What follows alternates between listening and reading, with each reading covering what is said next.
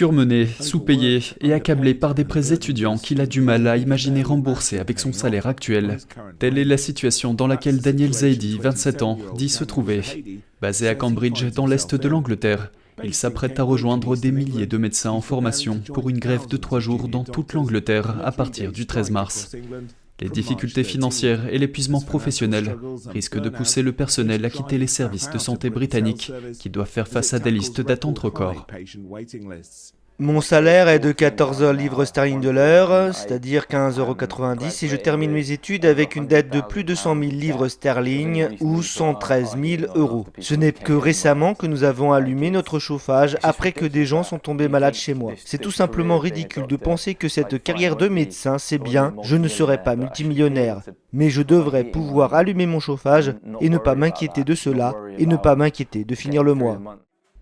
La British Medical Association, qui représente les médecins et les étudiants en médecine, affirme que le salaire net des jeunes médecins a été réduit de plus d'un quart au cours des 15 dernières années, si l'on utilise l'indice des prix de détail comme mesure de l'inflation.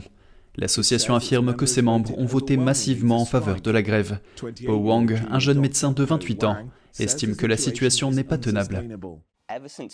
Depuis 2008, nous avons subi une baisse de salaire consécutive à une autre baisse de salaire et nous n'avons reçu aucune augmentation de salaire supérieure à l'inflation, ce qui a entraîné une érosion de nos salaires de 26% depuis 2008.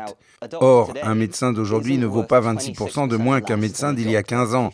En fait, le travail est encore plus dur et encore plus difficile aujourd'hui. Les manifestations des médecins en formation vont accroître la pression sur le service national de santé financé par l'État qui subit des vagues de grève de la part des infirmières, des ambulanciers et d'autres membres du personnel.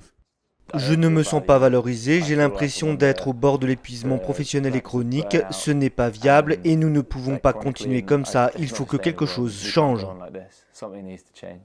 En janvier, le Premier ministre Rishi Sunak a souligné la nécessité de réduire les temps d'attente dans les hôpitaux comme l'une des 5 priorités de son gouvernement. Aux prises avec des grèves dans de nombreux secteurs, notamment chez les conducteurs de train et les enseignants, le gouvernement a déclaré qu'il était nécessaire de limiter les salaires du secteur public afin de maîtriser une inflation à 2 chiffres.